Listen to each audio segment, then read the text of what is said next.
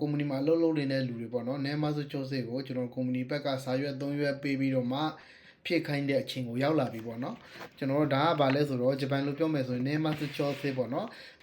皆さんこんばんはအားလုံးပဲမင်္ဂလာပါဗျကျွန်တော်ဒီနေ့မြောက်ပေးသွားမယ့်အကြောင်းအရာလေးကတော့ပေါ့နော်ကျွန်တော်တို့ဂျပန်မှာနေတဲ့ညီကိုတွေအတွက်ပေါ့နော်နဲမဆုချိုးစစ်နဲမဆုချိုးစစ်ကကျွန်တော်ကုမ္ပဏီမှာအလုပ်လုပ်နေတဲ့လူတွေပေါ့နော်နဲမဆုချိုးစစ်ကိုကျွန်တော်ကုမ္ပဏီဘက်ကစာရွက်3ရွက်ပေးပြီးတော့မှဖြစ်ခိုင်းတဲ့အချိန်ကိုရောက်လာပြီပေါ့နော်ကျွန်တော်တို့ဒါကဘာလဲဆိုတော့ဂျပန်လိုပြောမယ်ဆိုရင်နဲမဆုချိုးစစ်ပေါ့နော်မြန်မာလိုကတော့ကျွန်တော်တို့နှစ်ကွန်အခွန်ချိန်ကြီးချင်းလို့အဓိပ္ပာယ်ရတယ်ပေါ့နော်ဆိုတော့ဒီအခွန်ချိန်ကြီးချင်းဆိုတာဘာလဲဆိုတာကိုကျွန်တော်အနေငယ်ပြပြပါမယ်ကျွန်တော်တို့နှစ်တစ်နှစ်မှာကျွန်တော်တစ်နှစ်လုံးလှုပ်ထားတဲ့လှုပ်ခါပေါ့နော်ကျွန်တော်တို့ဝင်ငွေကျွန်တော်တို့ short တစ်ခုစေးပေါ့နော်ကျွန်တော်တို့လာစဉ်အခွန်ဆောင်ပေးရတဲ့ဝင်ငွေခွန်အဲ့ဒီအခွန်တွေကဂျပန်နိုင်ငံရဲ့ဒီဂျပန်နိုင်ငံတော်ဘက်ကပေါ့နော်ကျွန်တော်တို့လာစာထေးကနေခံမှန်းပြီးတော့နှုတ်ထားတာဖြစ်တယ်အဲ့ဒီအခွန်တွေကသူကအတိအကျတွက်ချက်ပြီးတော့နှုတ်တာတော့မဟုတ်ဘူးခံမှန်းပြီးနှုတ်ထားတာဖြစ်တဲ့အတွက်ကျွန်တော်တို့လာစဉ်လူတစ်ယောက်ကပုံမှန်ရန်25,000ရတဲ့ကျွန်တော်တို့လူတစ်ယောက်ဆိုရင်တစ်လကိုကျွန်တော် short တစ်ခုစေးကဝင်ငွေခွန်ကပေါ့နော်short တစ်ခုစေးကဝင်ငွေခွန်က9,000လောက်ရှိမယ်9,000အပေါ်လောက်ပြင်းများအပြင်9,000လောက်ရှိတယ်ပေါ့နော်ဆိုတော့အဲ့ဒီပြင်းများဆိုတဲ့ဟာကကျွန်တော်တို့ဒီအနှုတ်ခံထားရတာပေါ့နော်သူတို့တကယ်နှုတ်ယူတဲ့အချိန်မှာပေါ့နော်ပူပူတာတာလေးနှုတ်ထားတာရှိတယ်ပေါ့နော်အဲ့ဒါတွေကိုကျွန်တော်တို့ကဒီနှစ်ကုန်ပိုင်းမှာကျွန်တော်တို့တစ်နှစ်စာဝင်ငွေအကုန်လုံးဘယ်လောက်ဝင်ထားတယ်အဲ့ဒီထဲကမှကျွန်တော်တို့အခွန်ဘယ်လောက်ဆောင်ထားတယ်ဆိုတာကိုကျွန်တော်တို့အသေးချာစနစ်တကျတွက်ချက်ပြီးတော့နိုင်ငံတော်ဘက်ကနေတကယ်လို့ကိုရှိကနှုတ်ယူထားတဲ့ဟာတကယ်လို့သူတို့ကတွက်ချက်ပြီးတော့ပုံနေတယ်ဆိုရင်ကျွန်တော်တို့စီကိုပြန်လေပေးတာပေါ့နော်တကယ်လို့လိုနေခဲ့မယ်ဆိုရင်ကျွန်တော်တို့ပြန်ဆောင်ပေးရတဲ့ပုံစံတစ်ခုဖြစ်တယ်အဲ့ဒါကဘာလဲဆိုတော့ဂျပန်လိုပြောမယ်ဆိုရင်နဲမဆုချိုးစေဒီနှစ်ကုန်အခွန်ချင်းကြီးချင်းလို့အဓိပ္ပာယ်ရတယ်ဟုတ်ပြီဒါဆိုရင်ကျွန်တော်နဲ့အတူကြည့်ကြမယ်ပေါ့နော်ဒီနှစ်ကုန်အခွန်ချင်းကြီးချင်းနဲ့ပတ်သက်ပြီးတော့ကျွန်တော်တို့ကုမ္ပဏီကနေပေါ့နော်စာရွက်3ရွက်ရမှာပေါ့နော်3ရွက်ကတော့ကျွန်တော်ခဏနေပြပေးသွားမယ်ပေါ့နော်ဆိုတော့ကျွန်တော်တို့အဲ့ဒီထဲကမှကျွန်တော်ဒီဖူယောခိုဂျိုဆိုတာရှိတယ်အဲ့ဖူယောခိုဂျိုဆိုတဲ့စာရွက်လည်းခဏနေကျွန်တော်ပြပေးသွားမှာဖြစ်တယ်ဆိုတော့ဂျပန်နိုင်ငံနှစ်ကုန်အခွန်ရှော့ပေါ်ခြင်းဆိုင်ရာရှောက်ထားခြင်းပေါ့နော်တကယ်လို့ကို့မှာမြန်မာနိုင်ငံမှာမိသားစုရှိတယ်မိသားစုစီကိုကျွန်တော်တို့တရားဝင်လမ်းကြောင်းကနေငွေထောက်ပံ့ငွေတွေလွှဲပေးထားတယ်ဆိုရင်ကျွန်တော်တို့အသက်တွေအထောက်အထားခိုင်လုံတယ်ဆိုရင်ပေါ့နော်အဲ့ဒီကျွန်တော်တို့ဒီလက်ခံပြေစာလေးကိုကျွန်တော်ဘန်ဘက်ကနေရယူပြီးဆိုရင်တော့ပြင်ကျွန်တော်တို့ဒီနေမသချိုးစစ်တင်တဲ့အချိန်မှာကျွန်တော်မှမိခိုးဘယ်နှယောက်ရှိပါတယ်ဆိုတဲ့ဟာလေးကိုကျွန်တော်တို့ရှောက်လွာမှာရေးဖြစ်ပြီးတော့တင်ခဲ့မယ်ဆိုရင်ကျွန်တော်တို့လာမယ့်နှစ်ထဲမှာပေါ့နော်ဒီသူတို့အခွန်တွေတွက်ချက်ပြီးရင်ကျွန်တော်တို့အတွက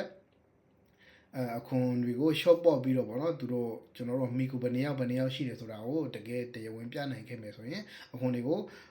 ုကိုယ့်ရဲ့အခွန်တွေကနောက်နှစ်တွေမှာဗောနော်ရောလာမှာဖြစ်တယ်ဗောနော်ဆိုတော့ကျွန်တော်ဒီနေမဆုချိုးစစ်မှာကျွန်တော်တို့ဒီဖူယောခိုးကြော်ဟိုတေချာတာတကယ်စနစ်တကျတင်နိုင်ခဲ့မယ်ဆိုရင်တော့ဖြင့်ကျွန်တော်တို့နောက်နှစ်တွေမှာအခွန်တွေကတိတိတတ်ရောလာမယ်ဘလို့အခွန်တွေရောလာမလဲဆိုရင်ကျွန်တော်တို့ဒီ short တခုဈေးလို့ခေါ်တဲ့ဒီဝင်ငွေခွန်ရဲ့ဂျူမင်းဈေးလို့ခေါ်တဲ့ကျွန်တော်နေထိုင်ခွန်ရဲ့ပေါ့နော်ဒီအခွန်2မျိုးကကျွန်တော်တို့တက်လာမှာဖြစ်တယ်ပေါ့နော်ဟုတ်ပြီဒါဆိုရင်ကျွန်တော်ကုမ္ပဏီဘက်ကရလာတဲ့စာရွက်ကိုကျွန်တော်နဲ့အတူကြည့်ကြည့်မယ်နော်ဒါဆိုရင်ကုမ္ပဏီဘက်ကနေကျွန်တော်ဒီလိုမျိုးစာရွက်ပေါ့နော်ဒီဟာကတော့ကျွန်တော်ဗလာပေါ့နော်ဘာမှမဖြစ်ထားတဲ့ဟာကိုကျွန်တော်ရလာမဲ့စာရွက်ကိုပြတာဖြစ်ပါတယ်ဒါပေမဲ့ဒီနေရာမှာကျွန်တော်ကုမ္ပဏီဘက်ကဒီနားလေးမှာကုမ္ပဏီရဲ့အမည်လိပ်စာကုမ္ပဏီရဲ့သက်ဆိုင်တဲ့လူကြီးဒါကုမ္ပဏီရဲ့ဒီဟိုပါပေါ့နော်ကျွန်တော်တို့ဒီနံပါတ်တွေပေါ့နော် license နံပါတ်တွေဒီနေရာမှာပါလာမှာဖြစ်တယ်ဒီစာမျက်နှာရှိမယ်ပြီးတော့ကျွန်တော်နောက်ဒီဘက်မှာနောက်ဘက်စာမျက်နှာရှိမယ်ဟုတ်ပြီဒါဆိုရင်အခုကနေစပြီးတော့ကျွန်တော်တို့ဘယ်လိုဖြစ်လဲဆိုတာကိုကျွန်တော်လည်းအတူကြည့်ကြည့်မယ်ဗျဟုတ်ပြီနော်ဒီစာရွက်ကိုနော်ဒီမှာကျွန်တော်တို့စာရွက်မတူတဲ့ဟာကိုကြည့်ကြည့်မယ်ဒီမှာစာရွက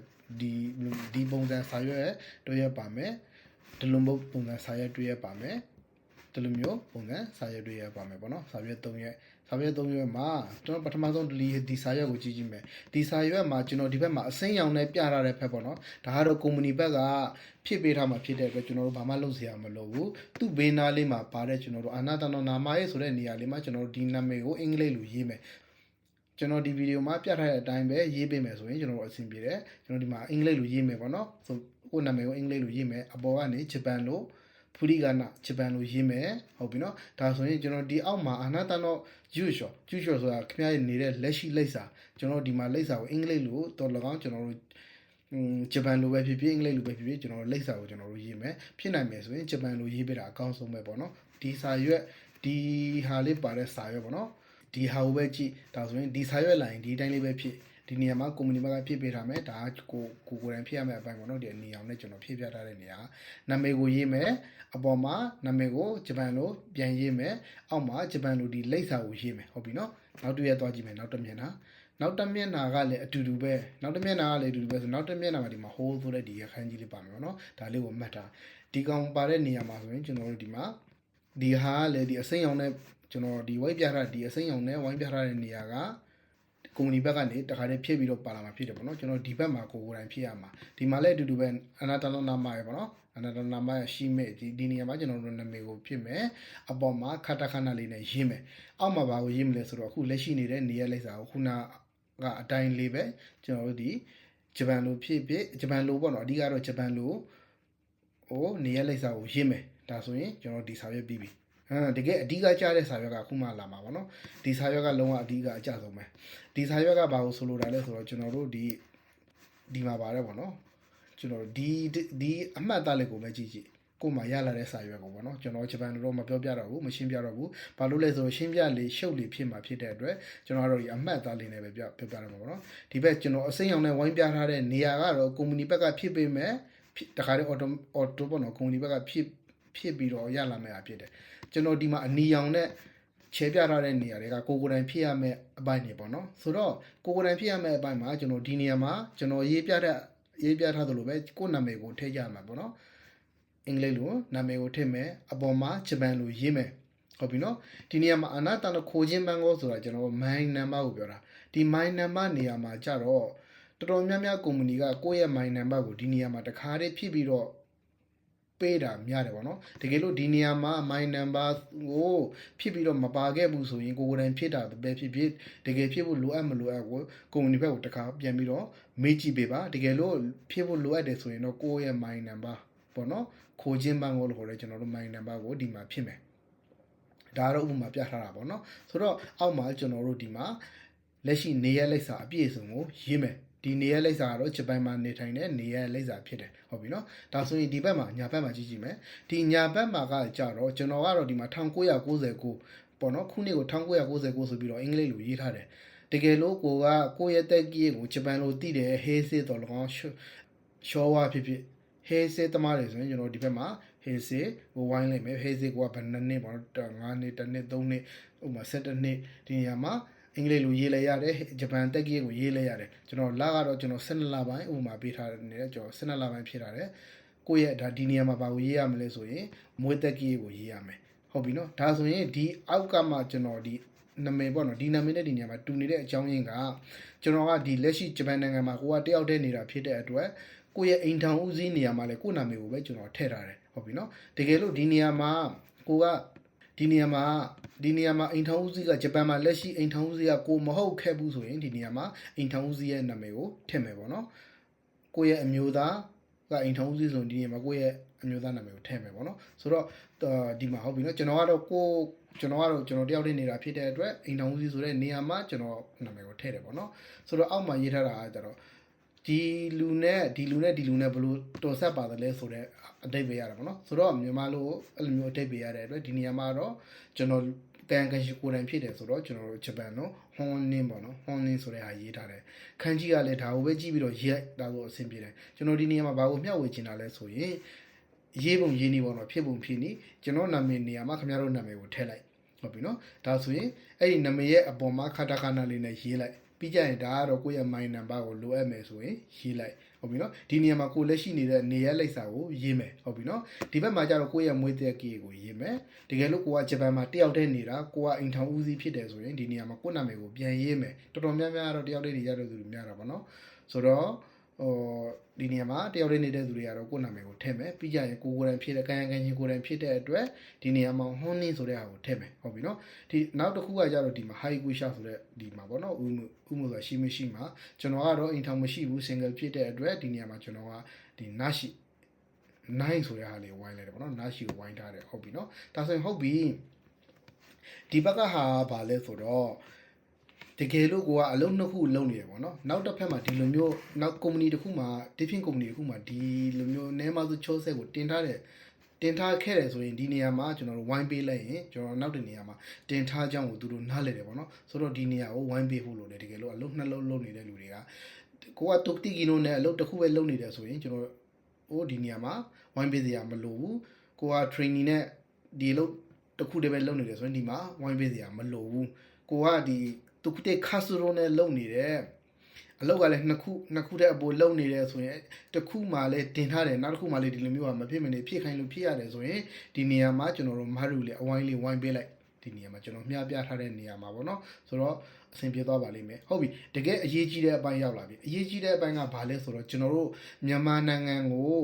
မိခိုတွေအတွက်ပေါ့နော်အိမ်ကိုထောက်ပံ့ကြေးတွေပို့တယ်သူများကပြောပြတဲ့အတွက်အလောက်ကလူတွေကပြောပြတဲ့အတွက်system ကပြောင်းသွားတာကိုအဖေကို38တောင်ပို့ရမယ်အမေကို38တောင်အနည်းဆုံးပို့ရမယ်ဆိုတဲ့သူ system တခုကိုကျွန်တော်2023ခုနှစ်မှာစပြီးတော့သတ်မှတ်လိုက်တယ်ပေါ့နော်ဟိုနဲ့လည်းအောင်ပြောရမယ်ဆိုရင်ဂျပန်နိုင်ငံကအခွန်ကိုစီးကျဲဖို့အတွက်ကျွန်တော်တို့ရဲ့ဒီဝင်ငွေထွက်ငွေတွေကိုတကယ်ကိုစီစဉ်တကြလုပ်လိုက်တဲ့အခါမှာ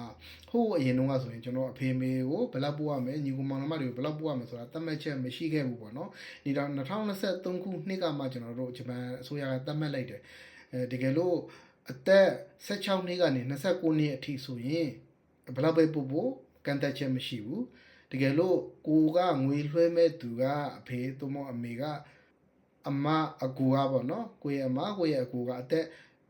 30ကနေ80ကြား69နှစ်ပေါ့နော်69နှစ်ဆိုရင်ကျွန်တော်တို့ဒ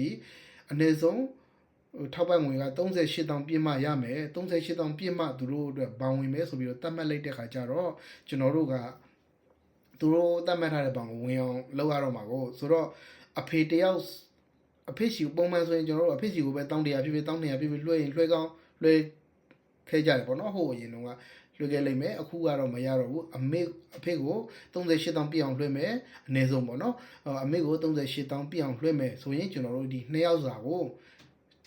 ထောက်ပံ့နေတဲ့ဘောင်တွေဝင်သွားမှာပေါ့နော်ဒီကျွန်တော်ဒီအခုဖြစ်ပြထားတဲ့ပုံစံကတော့ကျွန်တော်ဒီမှာဥမာဘာမောင်ပေါ့နော်ဥတွေတော်တွေမတက်တော့ဘူးကျွန်တော်ကအဖေနာမည်ဘာမောင်ကိုထည့်လိုက်တယ်ဒီနေရာကတော်ဆက်မှုချီအဖေပေါ့နော်အဖေဆိုရင်ချီလို့ရေးလိုက်မယ်ဒါအဖေရဲ့မွေးသက်ကလေးကိုဒီမှာထည့်ရတယ်တဲ့မွေးသက်ကလေးကိုဒီမှာထည့်မယ်ဆိုတော့ဟုတ်ပြီနော်ဒီနေရာမှာစွန်နိုတာဆိုတဲ့နေရာလေးကိုအမှန်ချစ်ပေးလိုက်တဲ့လား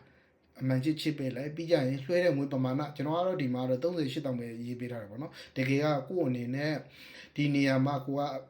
အဖေကိုပေါ့နော်ဟိုတောင်90လွှဲထားတယ်ဆိုရင်ဒီနေရာမှာတောင်90လို့ရေးလိုက်90တောင်ပေါ့နော်90တောင်လို့ရေးလိုက်ရင်ရတယ်ဒီနေရာမှာအမှန်ချစ်ဖို့ကတော့မမေ့နဲ့ပေါ့နော်ဆိုနိုတာဒီမှာဆိုနိုတာဆိုတယ်ဒီအတိုင်းကျွန်တော်ရေးထားတဲ့အတိုင်းလေးပဲဒါလေးကိုအမှန်ချစ်ပေးလိုက်ပြီးကြတော့ဒီမှာနောက်တစ်ခုကကြတော့ဒီအောက်ကပေါ့နော်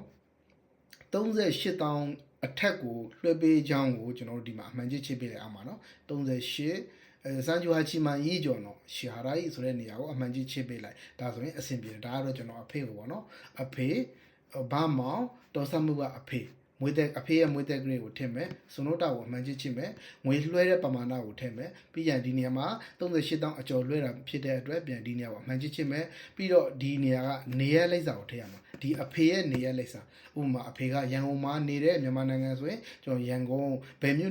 နေဆိုတာအသေးချာအတိအကျလေးရေးနိုင်တော့အကောင်းဆုံးပါပဲဟုတ်ပြီနော်ကျွန်တော်ကတော့ဥပမာအနေနဲ့ရန်ကုန်မြန်မာလို့ပဲရေးပေးထားတယ်ကိုကမန္တလေးတိုင်းမကွေးတိုင်းမှာနေတယ်ဆိုရင်မန္တလေးမကွေးတိုင်းဘယ်မြို့နေမှာနေတယ်ဆိုတာကိုအတိအကျရေးပေးနိုင်ရင်ဒါအကောင်းဆုံးပဲဖြစ်တယ်ပေါ့နော်ဟုတ်ပြီဒါဆိုရင်ဒါကအဖေအောက်မှာကျွန်တော်ကအမေပေါ့နော်အမေကိုရေးတယ်ဟုတ်ပြီနော်အမေအေးတော်ရေးမလို့တော့ဘူးအေးကိုရေးတယ်တော်စမှုကဟာအမေပေါ့နော်အမေရဲ့မွေးသက်ကြီးကိုရေးတယ်ဟုတ်ပြီနော်ဒီမှာပြီးကြတော့ခုနအဖေကိုဖြည့်ခဲ့တဲ့အတိုင်းပဲကျွန်တော်တို့ဒီမှာစွန်နိုတာလေးဖြည့်လိုက်မယ်ပြီးကြရင်ကိုငွေလွှဲတဲ့ပမာဏကိုရေးမယ်ပြီးကြရင်ဒီမှာအမှန်ကြီးချစ်မယ်ဟုတ်ပြီနော်38ရဲ့ဘေးနားလေးမှာ38ရဲ့ဘေးနားလေးမှာအမှန်ချစ်မယ်ပြီးကြရင်အမေရဲ့နေရလိပ်စာအတိအကျကိုရေးမယ်မြန်မာနိုင်ငံမှာနေတိုင်းတဲ့အမေရဲ့နေရလိပ်စာအတိအကျကိုရေးလိုက်မယ်ဆိုရင်ကျွန်တော်အဆင်ပြေသွားပြီပေါ့နော်တကယ်လို့ကိုကအကိုစီကိုလေးလွှဲထားတယ်ဆိုရင်အကိုရဲ့နာမည်ကျော်ကြီးပေါ့နော်အကိုရဲ့နာမည်ကျော်ကြီးကိုတဲ့တယ်ပြီးတော့တော်ဆက်မှုမှာအကိုလို့ရေးတယ်မွေးသက်ကြီးကိုရေးမယ်ဟုတ်ပြီနော်ဒီနေရာမှာငွေလွှဲတဲ့ပမာဏကိုရေးမယ်ဒီ38 each ဆိုတဲ့နေရာမှာအမှန်ချစ်မယ်နေရလိပ်စာကိုရေးမယ်ဒီနေရ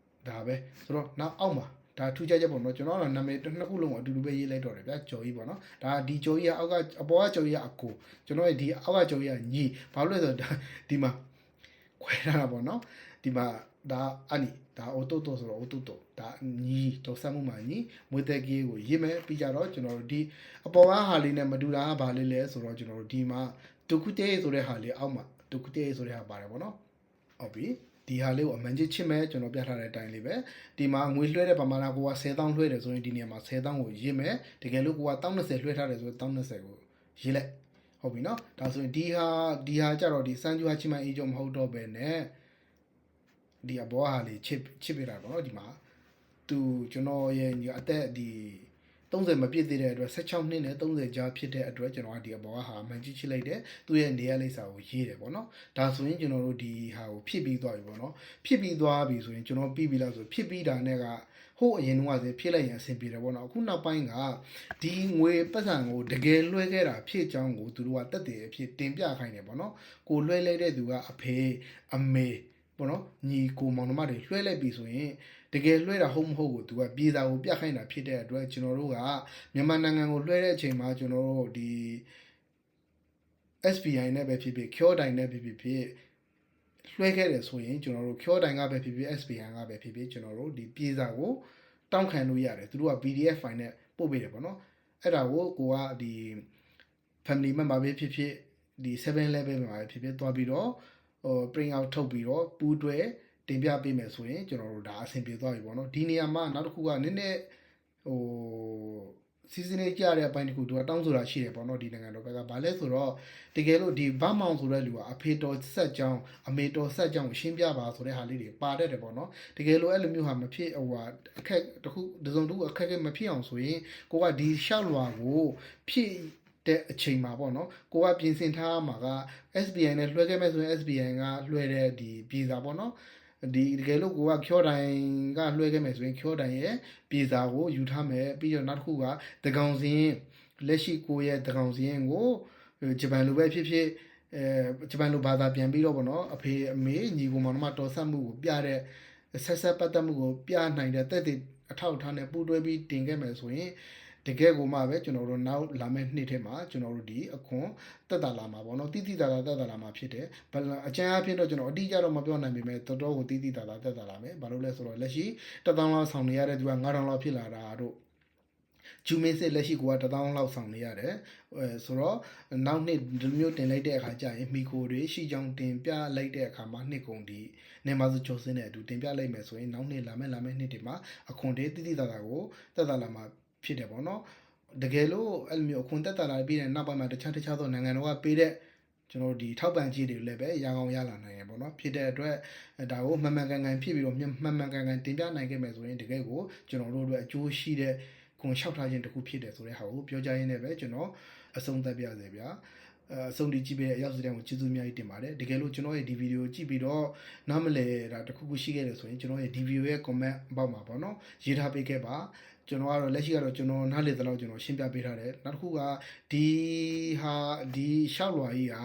ရှင်းပြရင်ရှင်းပြတဲ့လောက်ရှုပ်လာမှာဖြစ်တဲ့အတွက်ကျွန်တော်ကတော့အလွယ်ကူဆုံးကျွန်တော်ရေးပြီးတော့ရှင်းပြထားတာဖြစ်တယ်ပေါ့နော်ဆိုတော့ဒါလေးကိုကြည့်ပြီးတော့တစုံတရာမိတ်ဆွေတွေတို့အတွက်တငယ်ချင်းတို့အတွက်ပေါ့နော်အကျိုးရှိခဲ့မယ်ဆိုရင်တော့ဖြင့်ကျွန်တော်ရဲ့ဒီဗီဒီယိုကို like and share လေးလုပ်ပေးပါလို့ကျွန်တော်ကတော့တောင်းဆိုချင်ပါတယ်အားလုံးကိုကျေးဇူးများတင်ပါတယ်